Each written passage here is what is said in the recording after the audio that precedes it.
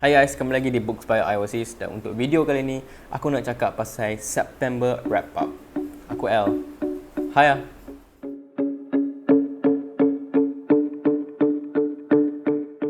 So sebelum kita mula, aku just nak ingat kat hampa sekali lagi ataupun mungkin ada viewers baru kat sini, hampa perlu tekan butang subscribe dan juga tekan butang loceng.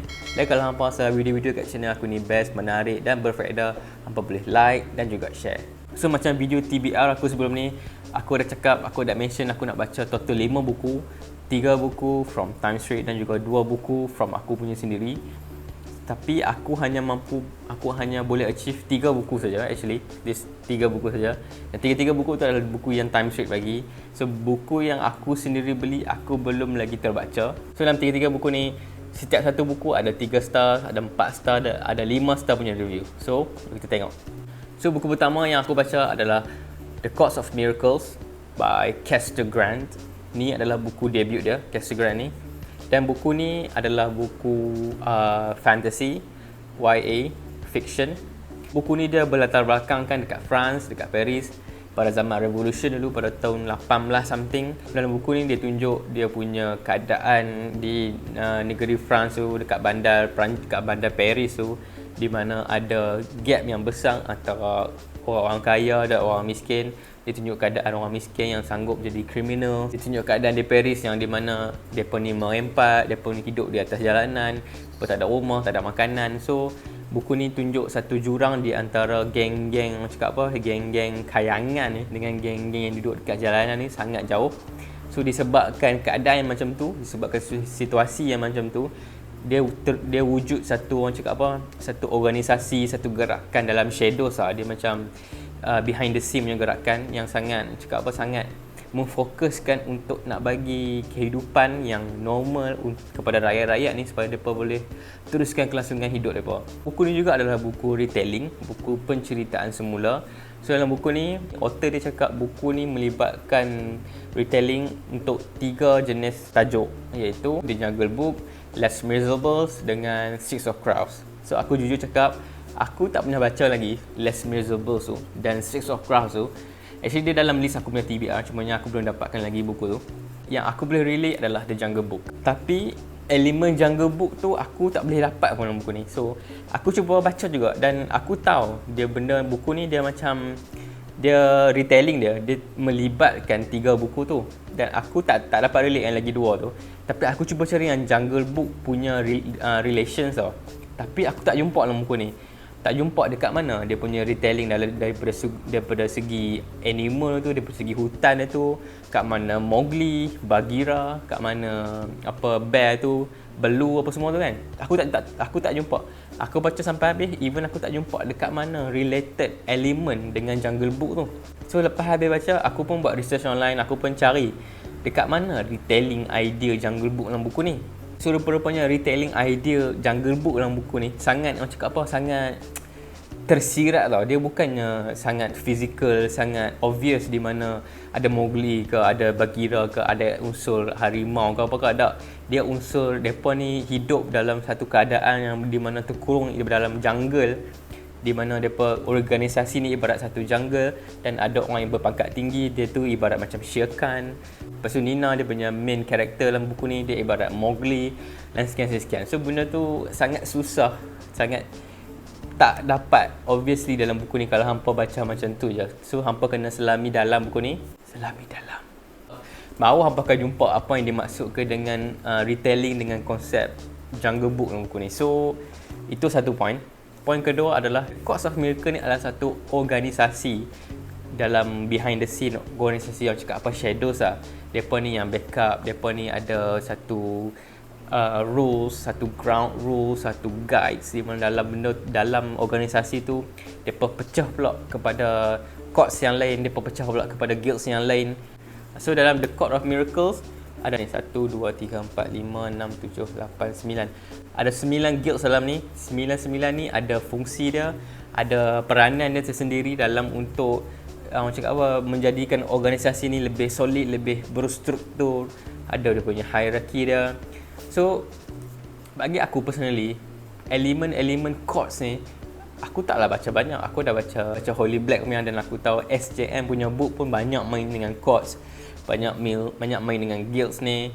So dalam buku ni pun ada banyak juga. So bagi aku dia agak memeningkan at first sebab dia terlalu banyak hang nak relate, terlalu banyak hang nak refer, terlalu banyak hang nak fahami guilds ni buat apa. So aku tak tahu aku sebut guilds betul tak? Guilds. So badan-badan ni pula ada fungsi dia sendiri, ada peranan dia, lepas tu dia ada action dia, ada sistem dia. Benda ni, buku ni bagi aku, kalau dia tak complicatedkan sangat dengan benda-benda tu, aku boleh go lagi. Since dia masukkan elemen tu, dan dia ada retelling dia pula, dan dia ada elemen-elemen lain yang kalau hang tak faham, hang tak boleh relate. So end up buku ni aku enjoy baca, tapi aku tak rasa aku nak continue kalau dia ada kesinambungan dia. Sebab aku tahu buku ni dia ada sequel dia tahu, dia ada sequel coming. Macam aku baca buku The Curse of Dark and Lonely, sebelum habis first book tu dia ada satu cliffhanger. Dia ada satu unsolved plot yang kita tertunggu-tunggu, yang kita ternanti-nanti untuk nak tahu apa yang akan jadi kepada next character ni, apa yang akan jadi kepada scene ni. Dia ada satu cliffhanger. Tapi buku ni dia habis dah super tau. Dia dah tutup clean cut, solid, balut, dalam pasal apa semua untuk ship out. At the end of the day, dia ada sequel pula. So aku tak tahu dekat mana lagi dia nak pick up dia punya momentum tu. Sebab bagi aku dia dah sudah complete, bagi aku dia dah habis, bagi aku dia dah fully close, seal semua. Dia sangat perfect untuk finish. So at the end of the day, buku ni aku bagi 3 stars out of 5 stars.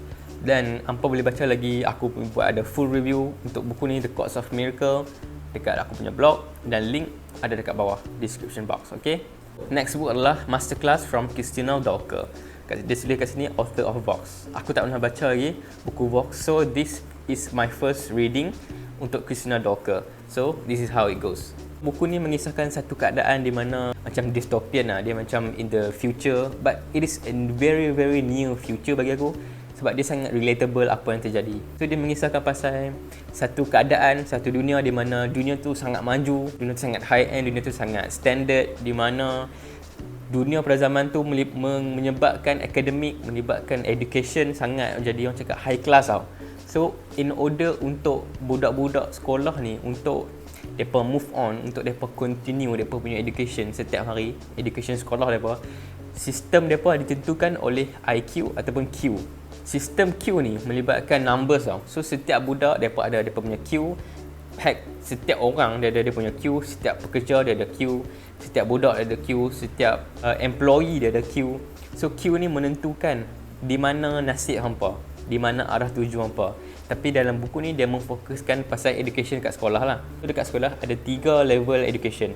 Dia ada green, dia ada silver, dia ada yellow. Tapi yellow ni paling rendah. Lagi 2 aku tak ingat, silver ke green. Macam tu lah. Mereka semua ni hari-hari, budak-budak sekolah ni setiap bulan mereka akan ada monthly test untuk nak tentukan next month budak ni, student ni layak ke level mana, layak ke sekolah mana. So dalam setiap month mereka ni kena study betul-betul, kena bersungguh-sungguh dalam pelajaran mereka supaya mereka tak terjatuh, result mereka tak terjatuh. Kalau result mereka terjatuh, mereka menyebabkan mereka akan dipindahkan sekolah yellow. So malu lah kepada mak pak, kepada keluarga untuk tahu yang anak mereka ni turun ke sekolah yellow daripada sekolah silver ke, daripada sekolah green ke. So yang bestnya buku ni, dia bagi aku dia sangat relatable. Benda ni sangat plausible untuk terjadi in the near future. Sebab yalah, kita memang menuju ke zaman tu pun. So sistem ni mungkin boleh diguna-pakaikan. Dalam buku ni, mak dia seorang staff, seorang cikgu, seorang teacher, dan dia ada anak 2 orang, anak perempuan. Satu ni macam brilliant lah, satu ni macam ada sindrom ke apa sikit kan. So yang brilliant ni dia fokus, dia boleh survive, dia boleh achieve untuk kekalkan momentum di sekolah yang top tier kelas yang satu ni. Dan anak dia yang second pula yang cakap ada macam sindrom sikit kan. So anak dia ni ada problem dalam pembelajaran. So satu hari anak dia ni fail dekat sekolah dia. So disebabkan tu anak ni ditendang ke sekolah yellow. So mak ni rasa kesian sebab anak ni kena pergi sekolah yellow, tak tahu dekat mana. Sekolah tu macam terpencil, tak boleh akses. Dan siapa yang pergi sekolah yellow ni dia ada arahan dia, tak boleh balik, tak boleh jumpa parent lah apa semua. Sebab dengan alasan hang malas sangat study, hang main sekolah yellow ni, so kami akan ajak hang study betul-betul, kami akan buat hang fokus. So no connection to the outside world, potong, no ties whatsoever, family pun tak boleh visit apa semua. So ini yang menyebabkan mak dia rasa macam kesian dekat budak ni sebab Yalah, dia ni macam ada sindrom apa semua kan. So dia kecil lagi. So laki dia pula tak kisah yang anak dia ni kena tangkap, kena pindah sekolah. Laki ni macam ada hidden agenda lah yang berkaitan dengan kenapa budak ni kena pindah. Mak dia punya struggle, mak dia punya action, mak dia punya inisiatif untuk cari jalan macam mana mak dia ni nak buatkan diri dia sendiri as a cikgu dipindahkan juga ke sekolah yellow, dan kebetulan nak bagi sama sekolah dengan sekolah anak perempuan dia tu. Sebab mak dia nak selamatkan anak dia ni daripada sekolah yang mak sendiri tak tahu sekolah ni betul ke untuk nak tolong budak-budak belajar apa semua, betul ke sekolah ni bagus untuk dia. Sebab mak dia sendiri ada doubt, mak dia sendiri tak yakin dengan sistem yang di mana dia sendiri yang tolong ciptakan ni. Itu dia punya twist dia. And at the end of the day, aku bagi buku ni total review 4 out of 5 stars. Full review buku ni boleh dapat dekat link description bawah. Okay, next. Buku terakhir yang aku baca for the month of September adalah Playing Nice by J.P. Delaney. So buku ni sangat sangat best lah. Buku ni sangat macam, layan tu. Buku ni sangat macam syok gila baca. Sebab buku ni dia menceritakan pasal family punya love tau. Apa yang hang sanggup buat untuk family hang. For how extent would you sacrifice for your family. Sampai tahap mana hang sanggup struggle untuk family hang. Sampai tahap mana hang sanggup berkorban apa saja untuk kekalkan family apa yang ada. Buku ni sangat best bagi aku sebab dia thriller dan dia psychological thriller tau. Dia bukannya mystery thriller, dia bukannya crime thriller, dia psycho thriller. So bila hang layan watak psycho ni membuat hang rasa macam hang ada satu urge, hang ada satu perasaan meluat, satu perasaan benci. Dia macam satu roller coaster ride tau bila hang layan buku yang ada psycho ni. So itu yang buku ni buat pada aku. Aku sangat layan, aku sangat ada satu roller coaster punya feeling. Saat aku meluat, saat aku benci, saat aku suka karakter ni. Buku ni menceritakan pasal satu family. Kita ada Pete dengan Maddie, dan kita juga ada anak dia Theo. 3 orang dengan anak dia seorang kecil umur 2 tahun, lelaki. Tengah hidup kehidupan yang biasa, normal life apa semua, enjoy lah. Tengah ada nak membesarkan anak yang kecil ni, tiba-tiba ada seorang stranger ketuk pintu rumah mereka dan cakap, "Sap, anak tahu tak? Anak tu bukan anak hang." So kalau hampa dalam hampa punya normal state of mind, minda hampa yang tengah sane ni, yang tengah relax, yang tengah normal ni, apa hampa nak fikir bila orang cakap macam tu? Apa action hampa nak buat? Apa tindakan hampa bila orang cakap anak yang hampa besarkan tu bukan anak hampa? So benda tu sangat mind blowing sangat brain twisting benda tu sangat menguji cara hampa fikir, menguji cara hampa compress apa yang JP Delaney ni nak cakap, nak cerita dalam buku ni. So dia sangat best, sangat layan. Semua yang dia nak sampaikan tu sampai. Aku boleh faham, aku boleh adapt, aku boleh relate dengan segala yang terjadi dalam buku ni. Sebab benda tu make sense. Benda tu bukannya satu benda yang pelik. Benda tu boleh terjadi, tapi dia sangatlah abnormal untuk terjadi. Sebab babies mereka terswitch masa birth. Bayangkan. So dia best lah daripada segi psychological thriller dia. Dia punya plot twist dia. Plot twist dia banyak. Plot twist yang bukannya klise. Plot twist yang macam genius, yang masuk akal. Aku rasa macam hampa doubt diri hampa. Plot twist macam ni boleh jadi, tapi dia bukannya satu benda yang tak make sense. So dia make sense. So plot twist dia boleh diterima akal. So best buku ni, Playing Nice. Aku sangat suggest kepada siapa yang minat untuk baca thriller tapi nak suspend lagi, baca psycho punya thriller. Sebab dia sangat menguji mental hampa sendiri as a reader. Dia menguji cara hampa sendiri untuk terima, untuk adapt karakter tu. So hampa boleh baca. Full buku ni sangat roller coaster punya momentum, roller coaster punya pacing. Aku sangat suka dia punya overall writing dia, sangat enjoyable. So in the end of the day, aku bagi buku ni a total of 5 out of 5 stars. So tu dia, ni je lah buku yang aku baca for the month of September. 3 buku, satu buku 3 stars, satu buku 4 stars, dan dia end aku punya September punya reading experience dengan satu buku 5 stars yang sangat best, sangat layan dan sangat gempak. Rasa di September adalah good month bagi aku sebab tak ada pun buku yang fall under 3 stars dan aku sangat bersyukur. Buku-buku semua ni buku best. So macam mana pula dengan hampa? Macam mana hampa punya September punya reading experience? Macam mana hampa punya September punya wrap up? Ada tak buku yang best ke, buku yang tak best ke, ataupun buku yang hampa nak suggest kepada aku ataupun kepada orang lain juga yang tengok video ni?